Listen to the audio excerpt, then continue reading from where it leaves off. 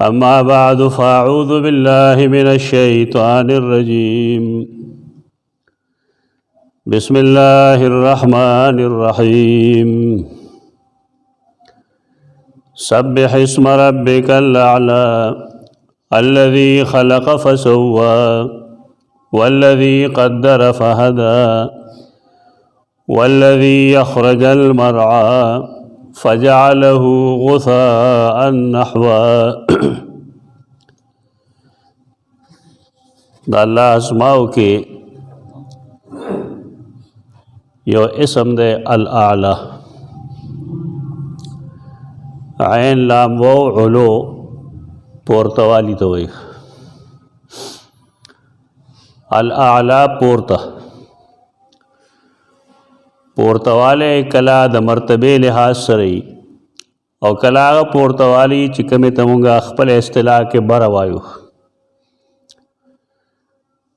قرآن مجید کلا الله تعالی وی کلا ورته العلی وی کلا ورته الکبیر المتعال وی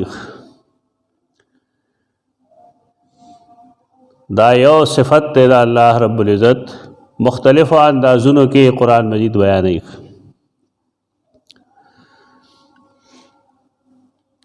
په دې ځانم پویول پکار دی او دې مطابق عقیدم ساتل پکار دی الله اعلی دی څنګه اعلی دی څنګه پورته دی نای کې د عقل د اس د زغلولو ضرورت نشته دی عقلی اسونه و نزغلو الله چې ځان ته څنګه اعلی ویل دی بس هغه شان اعلی دی هغه شان پورته دی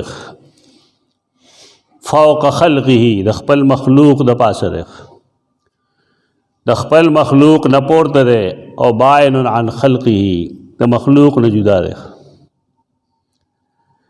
د دین کتابونو کې بس دغه امر خبره ده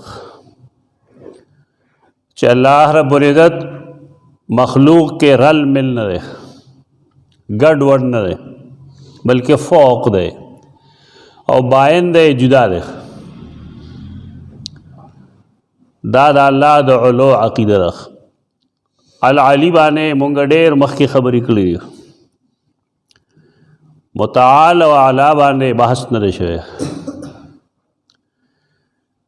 قرآن مجید کې کله خو الله تعالی الاعلی وی د الله د صفت په دور تقریبا 3 مقاماتو کې قرآن مجید کې دا الله بارکه دا اسم راغله یا بطور صفت کله کله یو سړي ځان ته اعلی ویلی فرعون ویلو انا ربکم الاعلی زستاسو رب یم اعلی یم د ټولو نه پورته هغه دا ولې نه وایي چې انا الهکم الاعلی انا ربکم الاعلی ډېر عجیب و غریب کیفیتی د انسان الله رب العزت انسان د کم ځای نه په کومه طریقه پیدا کی او چې کله سلطنت ورشي اختیار ورشي قدرت ورشي فهم علم ورشي زور ورشي هغه بیا د خدایتوب دعوی وکړي فرعون که د پلار مور نه پیدا نو سو گزاره به کوله چې دا دعوه به شاید صحیح هغه لکه خوب نه ورتلی او د کېدی نه ستړی کېدی نه نو بیا شاید چې د دعوه کې څه صداقت و لیکن دومره دروغجن سړی د ټولو خلکو سترګو کې شګې اچوي او دا دعوه کوي چې انا ربکم الاعلی توحید 3 قسمه بنیادی طور سلف صالحین چې توحید تقسیمي 3 حصوں کې تقسیمي یو تا توحید الربوبیت وی یو تا توحید الالوهیت وی او یو تا توحید الاسماء والصفات وی دا ټیک دا چې چا به یو ځای نه ذکر کړي رستو نو خلکو به ذکر کړي لیکن دا 3 واړه قسمونه توحید دي توحید الربوبیت څه شی دی توحید الربوبیت هغه توحید دی چې هغه مشرکینو منه. دا نو مطلب چې هغې د توحید څه قسم نه تسلیمو. قرآن مجید دا آیاتونه ډېر زیات جمع کړي دي، ویلي دي چې لئن سألتهم من خلقهم، لئن سألتهم من خلق السماوات والارض. هغې الله خالق و مالک منه. دې کې د مشرکینو جنگ نه و. دا الله په خالقیت، دا هغه په ربوبیت، دا هغه په مالکیت، په دې کې د هغې اختلاف نه و. اوس خلک دې کې اختلاف کوي. مسلمانان د الله رب العزت په توحید کې اختلاف کوي، توحید د ربوبیت کې. الله نه سوا بے شمیره خلک اختیارمند د نفع او د ضرر ګڼلي.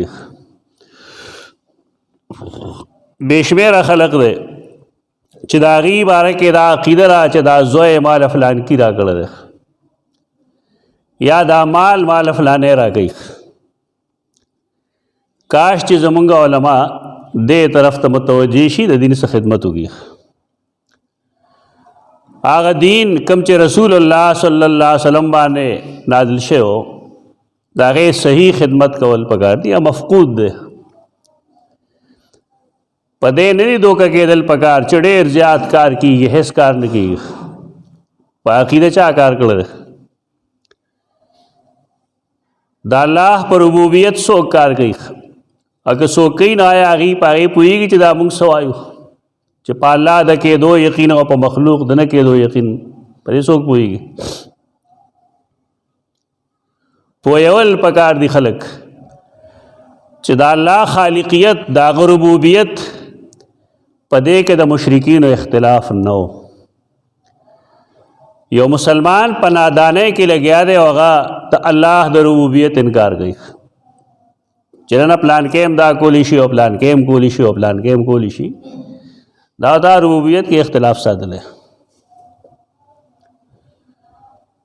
فرعون هغه شیطانی دعا وکړله چې انا ربکم الاعلی.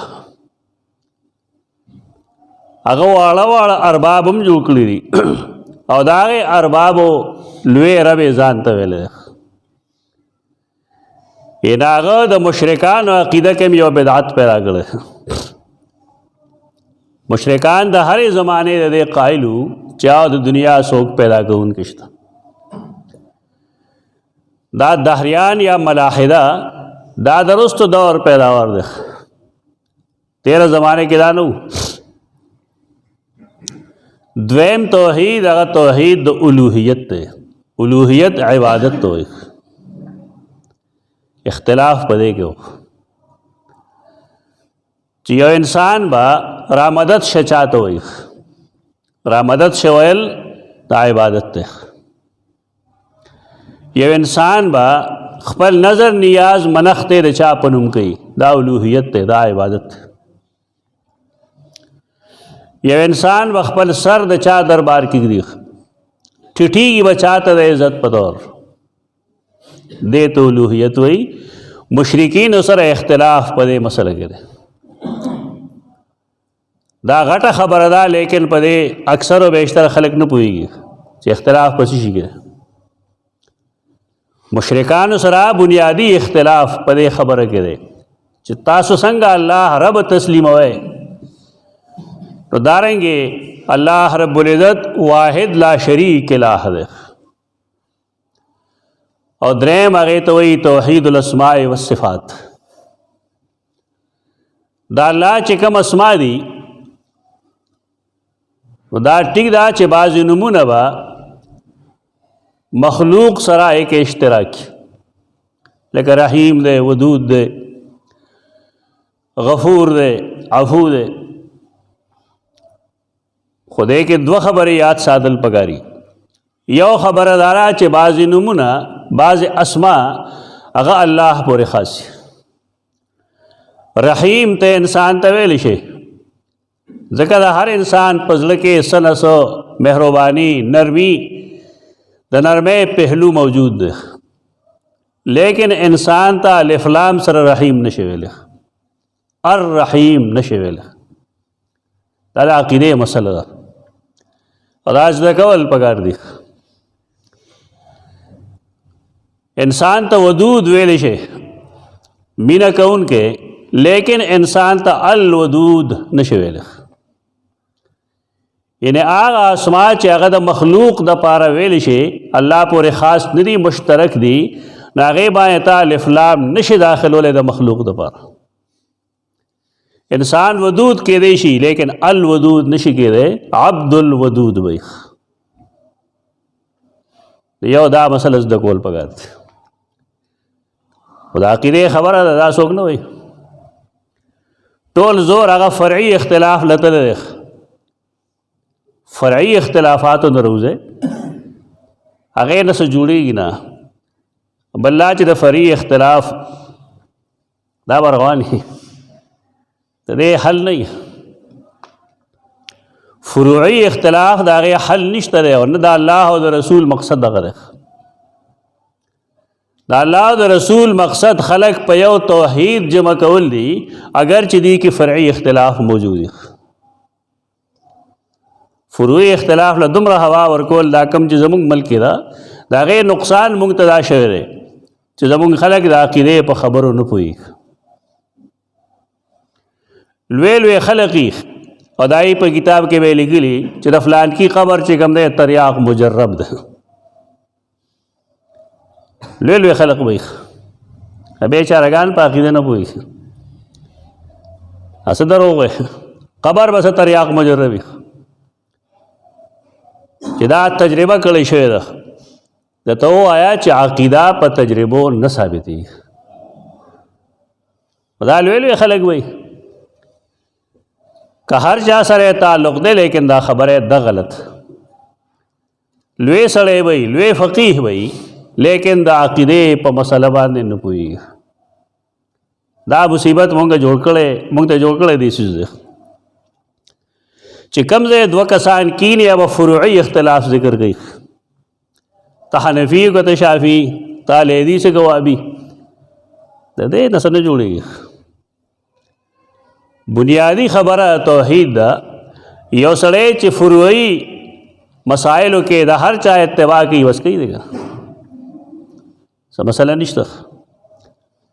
توحید بنیادی چیز دی چې امت سره هغه جوړه وي. هذه امتکم امت واحده، ستاسو دا یو امت دی، ملت ابیکم ابراهیم هو سماکم المسلمین. ستاسو دا نیکه سیدنا ابراهیم علیہ السلام دا ملت دی. هغه سره هغه کان حنیفا وما کان من المشرکین. دا امت دغه مزاج دی، د باطل نه حق تمایل، د شرک نه مایل، په توحید باندې کلک ودرېدل. دا بنیادی خبره. خلقو دا څیزونه شاته غورځولي دي، وړو وړو خبرو کې ولګیا اختلاف بساتي، او بیا دا اختلاف هم څه اصول یې نشته چې خولې له سرال نو رال. مودودي صاحب سره د خلکو لګي یا نه لګي دا خبره ده، خو د هغه نوم ځان ته ابوالاعلی لګي. نو کوم خلک چې د هغه سیاسي مخالف دي، د هغه سیاسي مخالفین وایي چې دی ځان ته د الله پلار وایي، ابوالاعلی. دا زمونږ د اختلاف حدود دي. دا چا وایي چې ځان ته د الله پلار وایي؟ دروغ چې سړی پار چا وایي نو غلط وایي، دا غلطه خبره ده. دا خو د دې د جد امجد یو نوم دی مخکې نه، ابوالاعلی مودودي چشتي په نوم باندې. هغه ښکته راځي د ځان لا کنیت کې خود. نو سیاسي مخالفین دا غرالل نو دی له داسې هوا ورکړه. زمونږ د علماو په نزد دا قسمه خبرې دې ته ګپ شپ وایي چې دا موږ به تورې ګپ ویلي دي. په یو سړي دومره لوی دروغ ته وایي، نو قیامت پر ورځ به څه جواب کوي؟ یو سړی چې د خولې نه یو وړه خبره هم راوباسي، الا لدیه رقیب عتید، که ته په ګپ کې وی او که ته صحیح وی دا غلط وی. دا مقصد نه دی. زمونږ اختلاف دې ځایونو ته رسېدلی، علمي بحث به ته او نه دی. اختلاف گنجائش موجود ہے. امام شافعی رحمہ اللہ بارے کے لکی چاغ سره د یو سړي بحث شو، خبرپور بحث شو، مناظرې چې خلک کوي نو پای کې ډېر لرې لرې ځي. پخوانه دا روش دی. بحث شو نو سار دواړه یو بل سره مخامخ شو. امام شافعی رحمہ اللہ غتا السلام علیکم ویل مخکې او ورته یو فرمایل چې دا نشي کېدی چې د اختلاف باوجود د مونږ دوستان ورونه یو. د علماء او اخلاق دغه اختلاف وي، لیکن د اختلاف حدود دغه خیال ساتل پکار دی. دلته و تعلیم او تربیت دای چې یو سړی زما د ذهن خلاف کوي یا زما د استادانو د رائے خلاف کوي، دا مسلمان نه رسم. دا عوام هم دغه ذهن دی. بس دا اختلافات یا دا سيزونه دا ویمینس کې غلط رنگ ورکول نه پکار. دا الله رب العزت کتاب دا اعلی کتاب دی، او په دې اعلی کتاب کې دا حکم دی چې سبح اسم ربک الاعلی. دا الله کتاب ولې اعلی دی؟ په دې ځان پوهول پکار دی. انسان اعلی کې دی شي لیکن الاعلی نشي کېدی. الله صفت اعلی پورته او الاعلی منی ټول نه پورته. دا سے پورته چې دا هغه نه پورته څوک نه هغه ته وایي الاعلی. دا الله کتاب اعلی دی. ولې اعلی دی؟ دا الله صفت دی، الله کلام دی. نو څنګه چې الله اعلی دی نو کلام هم اعلی دی. خلق با په دې تللی شي، دی به په خلقو نشي تللی. زمونږ دې زمانه کې خلق قرآن د خلقو په اقوالو تلیخ، حالای چې هغه ټول سوزونه به د قرآن لاندې راوستل پکاري. څوک چې سوی د قرآن رڼا کې وایي دا لاغې چې زمونږ تعلیمي نظام سمیخ. تعلیمي نظام چې دغه دا کم چې دی سو امید نشته د تعلیمي نظام. دا هم دغه جنګیالي خلک پیدا کوي. نظام دا سے پکار دے چې خلق تا د قرآن اهمیت ښکاره شي. د قرآن اهمیت چاته نه معلوم. که اهمیت معلوم وي نو پکار دا و چې د قرآن او د حدیث درسونه وي، خلقو هغې له وخت ورکولی، قیمتي وخت یې په هغې لګولی، نو موږ به ویلی وي چې خلقو کې اهمیت شته.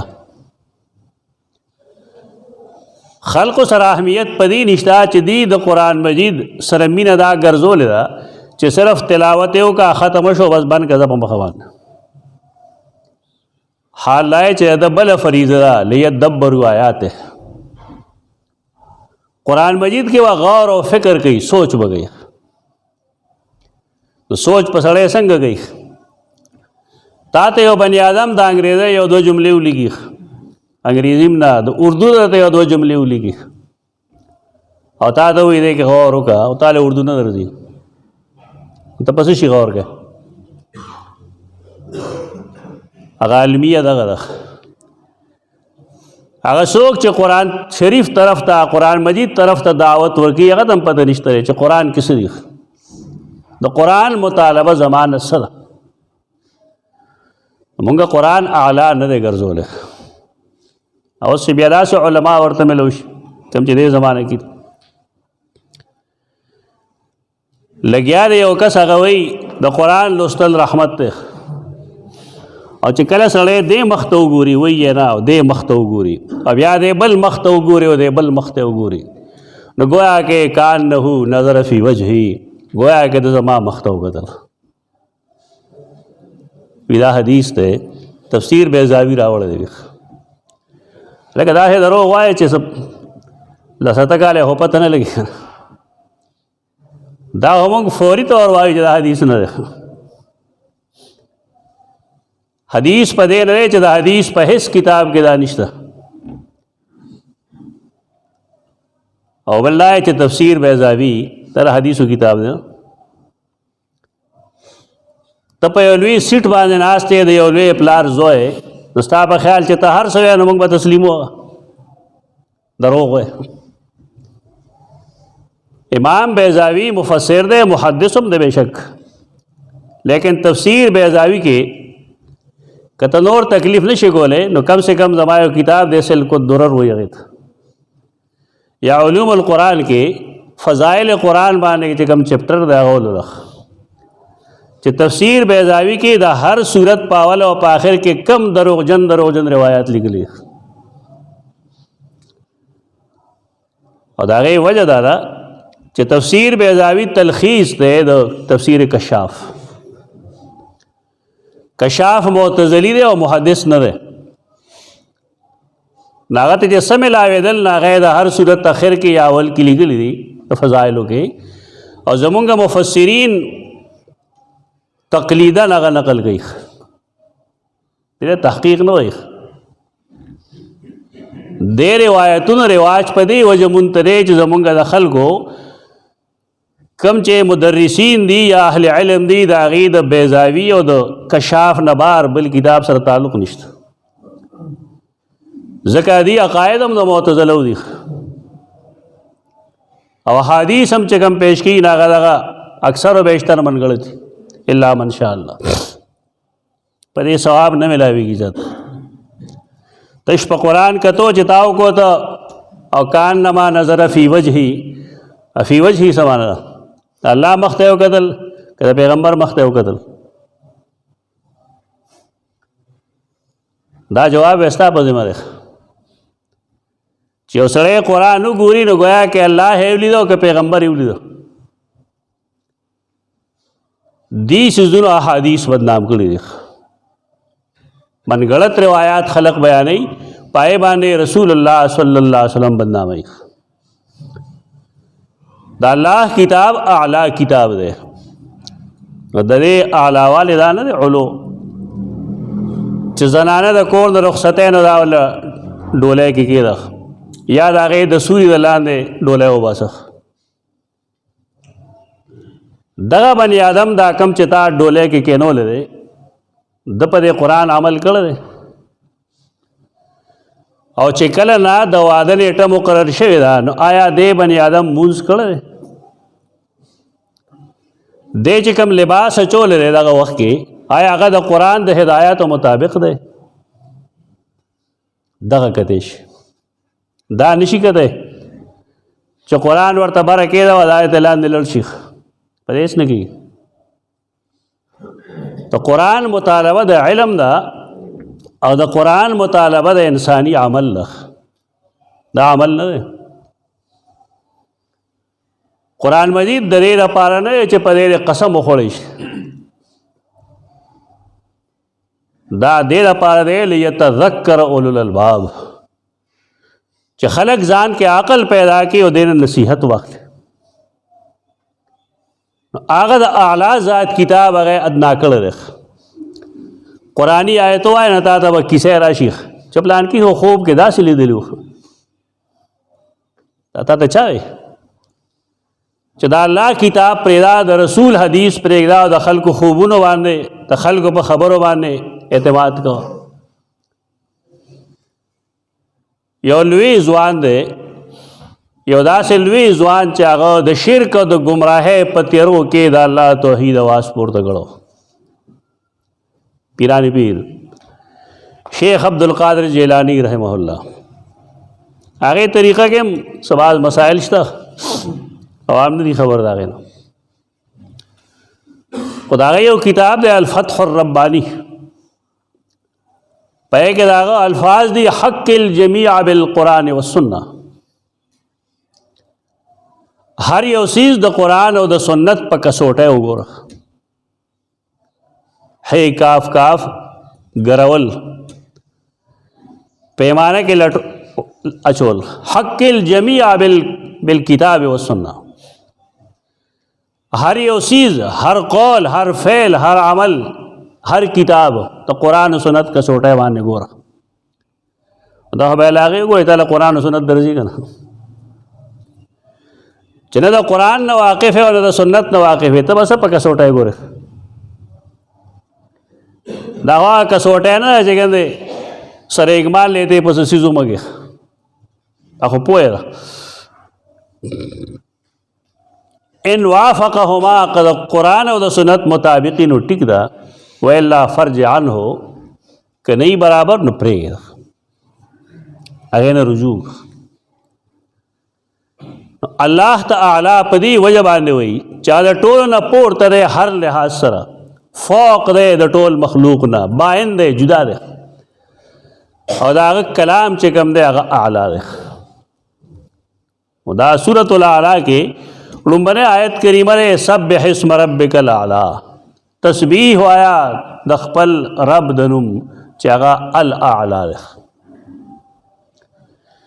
ما ویل صفات دو قسمي، یو داسي چې کې اشتراک وي د انسان او د خالق په منځ کې، نو په کې یو اعلی هم دی، موږ وایو دا شی ډېر اعلی دی، مزیدار دی.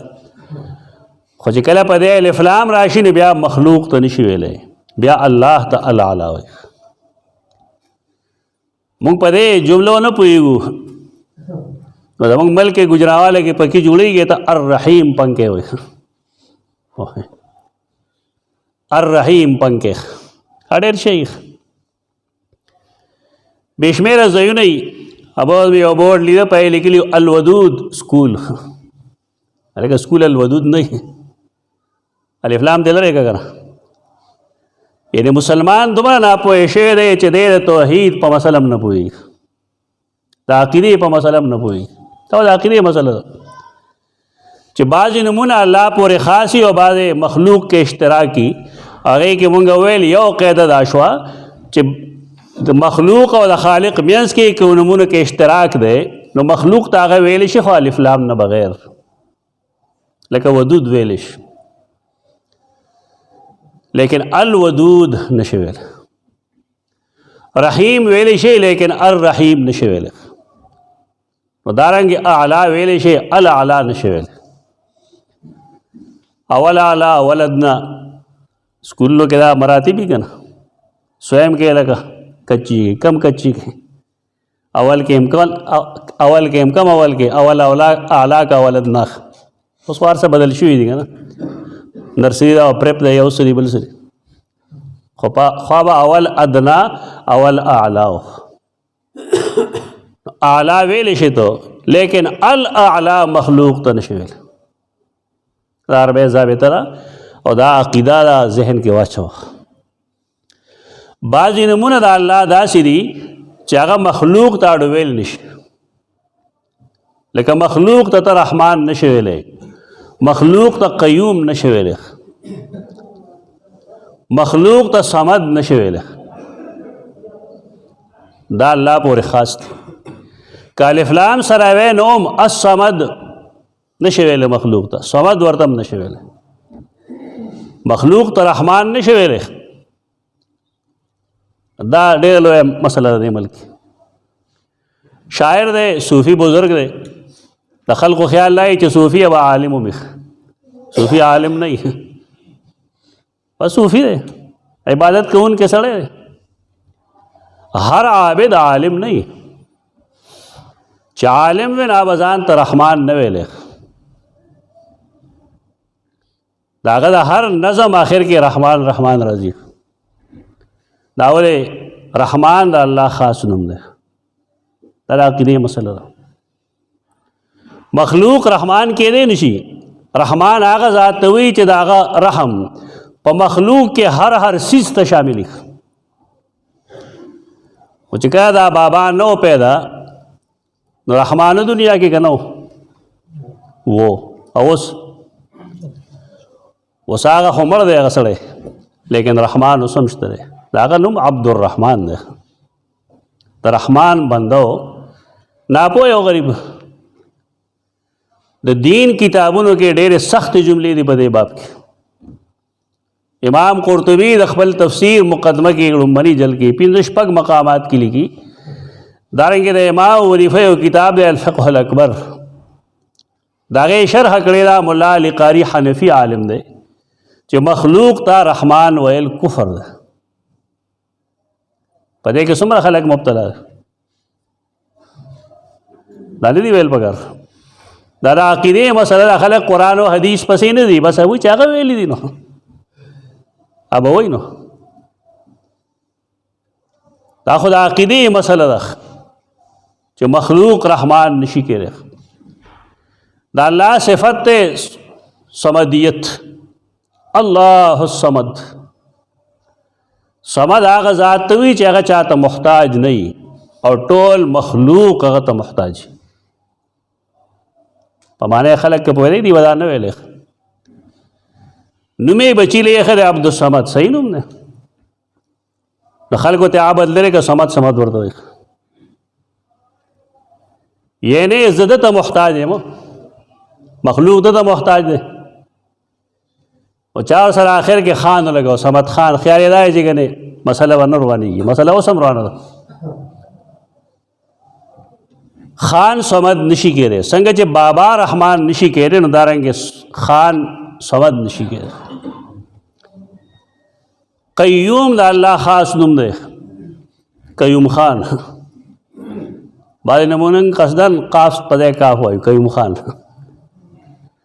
قیوم الحی القیوم قائما بالقسط، صرف یو الله دی. قیوم هغه ذات وي چې کل کائنات د هغه په حکم چلیږي. دا پاکستان کې عبدالقیوم خان داسې و، هغه مړ ولې شو چې تاسو هغه د قیوم خان وایي. دا زموږ د عقیدې مسائل دي. جړا ورشي یو بني آدم لا چې مسلمان بیچاره دین هم نه خبر لا چې دا زه څه کوم، زما عقیده سره. نن کې یو مسلمان نو تپوسې چې ته الله د مخلوق بیانس کې څه فرق دی، هېڅ پته ورته نه لګي. و د اسماء او صفات کې مسله دغه ده چې سړی په دې باندې پوه شي چې د الله کم نوم خاص دی او کم هغه پورې خاص نه دی. جنګونه مه کوئ په دین کې، ځان په عقیده پوهول پکار دی. اوس الله رب العزت قرآن د هغه باره کې حکم کوي سبح، سین بیحې تسبیح ویل.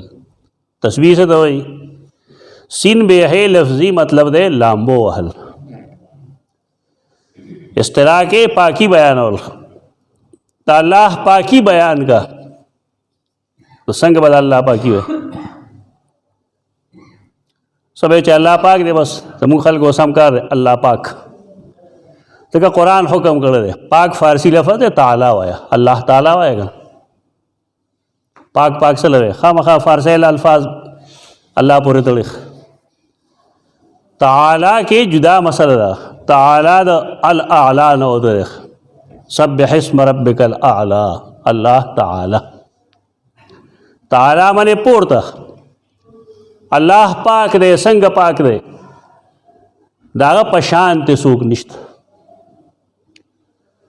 هغه د چا محتاج نه دی. مخلوق ټول هغه ته محتاج دی. هغه چا ته کمزور نه دی، د چا نه یریږي نه، د چا دباو کې نه راځي. ښځه یې نشته، اولاد یې نشته، نازول یې نشته. څه شی د هغه نه پټ نه دی، په هغه فنا نه راځي. هغه د همیشه نه او همیشه دی، همیشه به وي.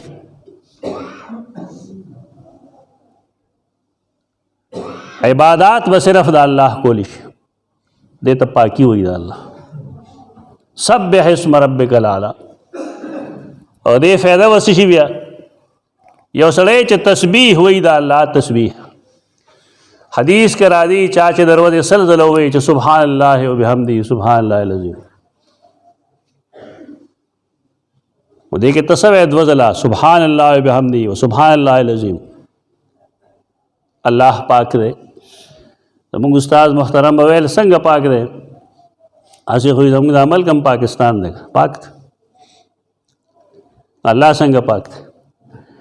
بیا به ویل خلک وایي دا مخ پاک دی، دیوال پاک دی، دا مصله پاکه ده.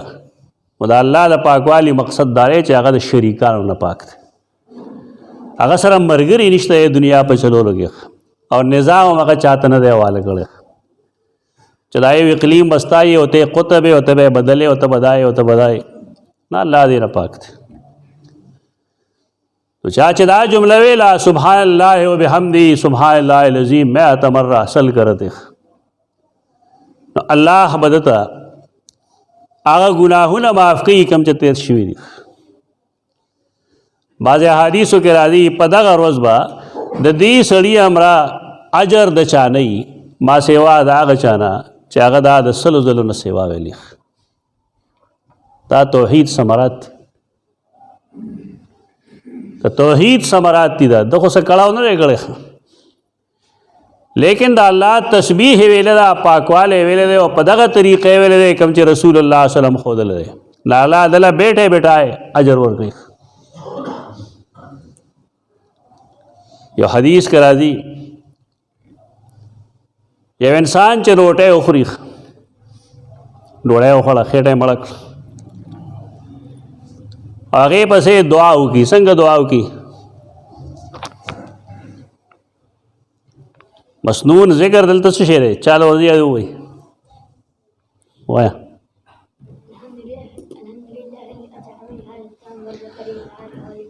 الحمد لله الذي اطعمني هذا الطعام ورزقنيه من غير حول مني ولا قوة. الحمد لله الذي اطعمني هذا الطعام ورزقنيه من غير حول مني ولا قوة.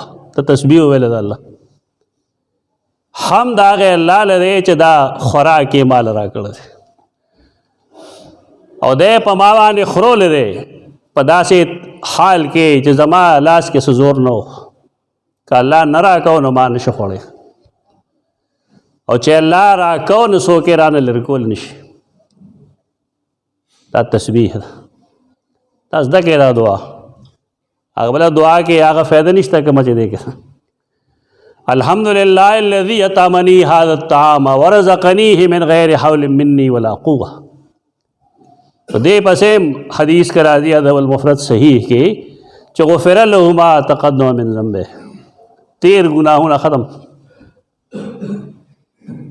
دا واړه واړه څیزونه ښکاري خلکو ته، لیکن د دې بنیاد چونکې د الله په تسبیح باندې دی، د هغه په پاکوالي باندې دی، په توحید باندې دی. د دې وجې نه الله رب العزت په مختصر عمل باندې ډېر اجر ورکوي. زبار کې دا سلسله د اسماء حسنا موږ بیا شروع کړه. چلو به دا ترکیبه چې کېدی شي. اقول قولي هذا استغفر الله لكم.